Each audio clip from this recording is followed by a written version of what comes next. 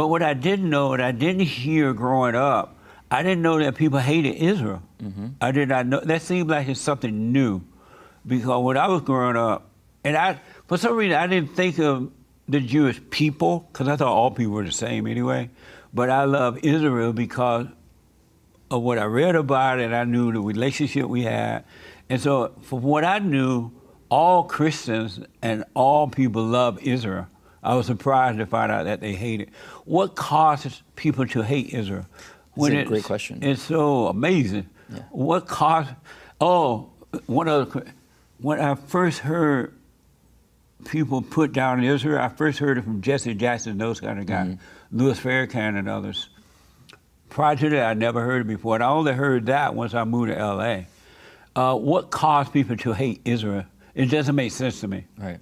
So I'll make it make sense to you. Okay. And I think your experience, if you look at the Black South, since they were brought into the Americas, they've had a very good relationship with the idea of Israel, right? Yeah. Israel existed post that experience, but even the idea of Israel, they read it in the Bible, they have their songs, they identify with the stories of slavery, they identify with the stories of King David. So the Black American experience overall always had a very positive relationship with Israel until the Farrakhan's and the later movements that came much after. But historically, there's always been anti-Semitism. I mean, you can look at the Inquisition in Spain and the Holocausts that happened. How about America? Well, even in historically, America, have they always had? Before America got involved with World War II, there was a huge Nazi movement that was happening in America. And you had signs that said, no black people, no Jews, right? We were right next to each other in terms of segregation and pushing people away. And that's why there was a lot of alliances that existed between black people and Jews during the Civil Rights Movement. But your fundamental question is, I think, one of the most important questions on this topic is why? Yeah. Because we talk about what's going on. Okay, we get it, but why is it happening? If we don't understand why, we're not going to be able to play a role to be able to fix it, right? And so if you look at, I'm going to first break down the reality for maybe some of your viewers that don't understand. If you look at the far left, they say that the Jews are the right. You look at the far right, they say the Jews are the left. You look at the black supremacists like the Farrakhan's, the Jews are enemy number one. Yeah. You look at the white supremacists, the KKK members and neo-Nazis, Jews are enemy number one. You look at the ultra-religious people, Jews are enemy number one. Ultra-secular people, the feminists, Jews are enemies. Every single side that you go that's on an extreme, they all agree on one thing only, that the Jews are the problem. How they're the problem, they'll disagree on how. But that they are the problem, they're all on the same page, which is amazing, right? It's fascinating. It is amazing. It's pretty crazy. And now I've never asked anyone this question, so I'm interested in it. So the answers I got growing up when I was asking my community, why are we constantly hated? You know, all of my grandparents were born in different countries. All of them were persecuted because they were Jews. All of their families were exterminated because they were Jews. And so I asked myself, why historically do we constantly be persecuted by wherever we're having an experience? And we're always blamed for all problems, right? Yeah. The economy has to be the Jews. The weather has to be the Jews. The government has to be the Jews. Charlie Kirk died, must be Israel, right? Literally anything that happens, like someone is finding a way to flip it and to reverse it and blame it on Jews. And you know enough Jews to know that we're not behind all of these things. I mean, there are some individual bad Jews who are not so good, like you have any population. And if you look on average, the output that the Jewish people have is usually positive. So why are you assuming all the Jews are behind these things? And so the three excuses I would often hear is, well, people are jealous of us because we tend to be successful. And I kind of reject that because there were times in Europe where we weren't successful, we were living in poverty, and they were still blaming us for all problems and hating on us. Yeah. There are countries like Singapore that's a new country and ultra successful. No one's boycotting Singapore. If you look at the three minority groups who are recent immigrants in America that have the most success, it's Nigerians, Koreans, and Indians. And I don't see any boycotts and protests and campus movements against these communities. And you look into New York City, right, where you have a large percentage of the population that's Jewish, 13%, right? One of the largest Jewish communities in the world is in New York, but we are 13%, 1/3 of the population in New York City as Jews. If you look at the total hate crimes, you look at hate crimes against black people, women, whatever group it is, the total hate crimes against the Jewish people is over 60% of that total. So how are we 13% and yet over 60% of hate crimes are targeted against Jews? It cannot be success. The next argument used is that we other ourselves. We have our own Jewish day schools and cemeteries and hospitals. And so because we have like this separation, then people hate us. But look at the Amish. The Amish separate themselves. No one's going and blaming the Amish for running the economy. The Muslims separate themselves. The Indians separate themselves. The Armenians separate themselves. No one's going to those communities and blaming them for all world problems because they have a separation. The last excuse often given that I heard growing up is there's this dual loyalty clause, which I think you were alluding to when you asked me, like, are you American or not? And I think we need to be very honest as Jews. Absolutely. You know, Judaism is not a religion; it's a civilization from Judea/Israel/the Hebrews. And I'm honest. I'm not against America, but I'm not American. I'm an Israelite. I'm a visitor here. This is not my ancestral homeland. My homeland is in Israel, which is where I live. Now, people say that there's this dual loyalty because Jews are first allied with or loyal to the greater Jewish collective or to Israel, then people are going to think that they're traitors. But I grew up a large percentage of my early childhood life in Miami. And in Miami, everyone's from somewhere else. Argentina, Venezuela, Colombia, Haiti, Jamaica, Cuba, like everyone's from somewhere else. So why do they hate the Jews then? What is it that made them hate the Jews? The question is not what did we do that caused the world to hate us. The question is what we didn't do. Now, in order to understand what we didn't do, we need to remember what we're supposed to do as a collective. The mission statement of the Jewish people is to do tikkun olam, to heal the world, and to be or lagoim, a light to the nations. This is what it says in the Torah. Right. Now, what does it mean to heal the world? Wherever there's hatred, jealousy, materialism, famine, idolatry, we as a nation chose the responsibility to elevate this world. Wherever there's darkness, all kinds of problems, we're supposed to turn on the light for people to see, to activate and achieve their greatest potential. So if the world is a body, and every nation has a function, there's a reason that we're all created. God created all of us for a reason. And every nation has a function within the human body. The only thing in the human body that fulfills the healing of the world, healing the body, and empowering the other nations, so empowering the rest of the organs, the only thing that does that is the immune system. Now, when the immune system does not work, the body becomes sick.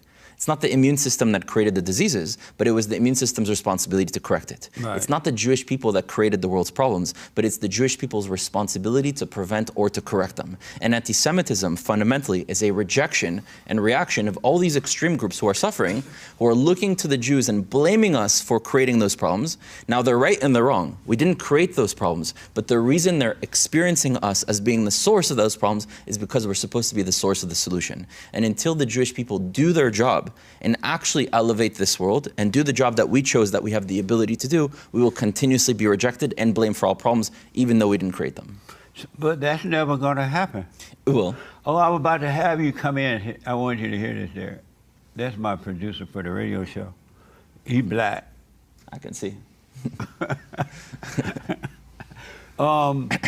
So people hate the Jews because the Jews are not helping to heal the lands. Yeah. They're not healing people. They don't hate us because they ain't us. They hate us because we ain't us. Because you hate? Because we ain't us. Oh, you're we not. We aren't who we're supposed to be. But that's never going to happen. It will. It will? Yeah. Meaning what? Meaning it's gonna have to happen. God positioned it in a way that no matter what it ends up happening, there's plan A and there's plan B. Plan B is World War III, and from the ashes something will happen, or plan A is we get it together. Now, in my opinion, the way that we can activate it and get it together is by bringing back all the tribes of Israel. Right now, if you look at the Jewish people around the world, we're about 16 million, 1/6, right? That's the descendants of 2.5 out of 12 tribes. The tribe of Judah, Benjamin, and half of Levi.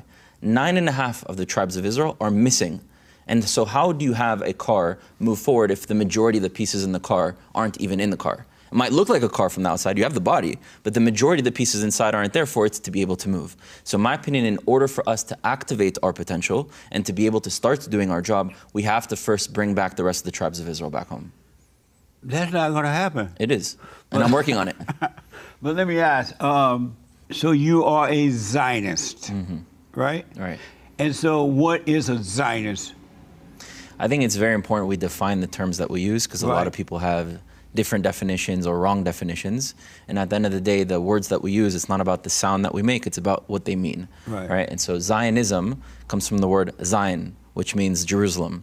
And so someone who is a Zionist believes in the concept of Zionism, which is the right for the Jewish people to self-determine on their ancestral homeland.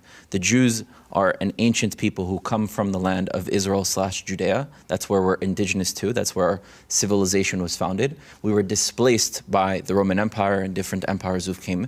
And the idea of us having the right to come back home is the idea of Zionism. And anyone who believes in that right for the Jews to return is a Zionist. And so is a Zionist Jew, is that a religion or culture? The Zionist aspect is the ideology that you agree that the Jews should have a right to return back home. So a non-Jew, yourself, if you believe that Jews should have a right to self-determine on their ancestral homeland, you yourself would be a Zionist. Now there's right-wing Zionists, left-wing Zionists, Christian Zionists, Jewish Zionists, so there's all kinds of different views when it comes to this idea, but the core idea is that the Jews should be able to come back, and it has nothing to do with another people who live there or conflicts with them. It's purely the idea that Jews have the right to come back. Oh, so it's not a religion either, it's just that... No. Jews should come back to their land. Right, when it comes to Zionism. Now, Judaism, a lot of people, in my opinion, misdefine it as religion. Right. And the reason I say they misdefine it is because the word religion is defined as a belief system in a God, deity, book, or a prophet. So if one doesn't believe in the God, deity, book, or prophet of said religion, by the very definition, they're not a part of it. Which is why a Christian that rejects Jesus is no longer a Christian. A Muslim that rejects Muhammad or the Quran is no longer a Muslim. A Buddhist that rejects the philosophies of Buddha is no longer a Buddhist, right? You have to believe in this ideology to be a part of that religion. Now, a Jew that doesn't believe in Torah, which is our book, or doesn't believe in the law of Moses or in God, they're still a Jew. So it's not a wandering ideology that one is a part of it if in the moment they believe in it or not. It is a portable suitcase that when we were kicked out of our ancient civilization, in order to preserve who we were, we packed in our ancestry, our culture, our spirituality, our language, our laws, our customs, our values, our morals, everything inside, and we labeled this suitcase Judaism, and we passed it down generation to generation with the aspiration of one year we'll come back home to Jerusalem and revive that civilization. So I don't look at Judaism as a religion, I look at it as a portable version of an ancient civilization. And that's how all the Zionists sees it? They see it the same way?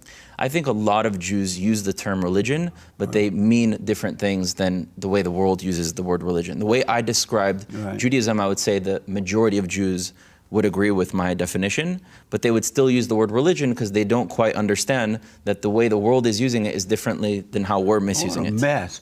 So are you a religious person?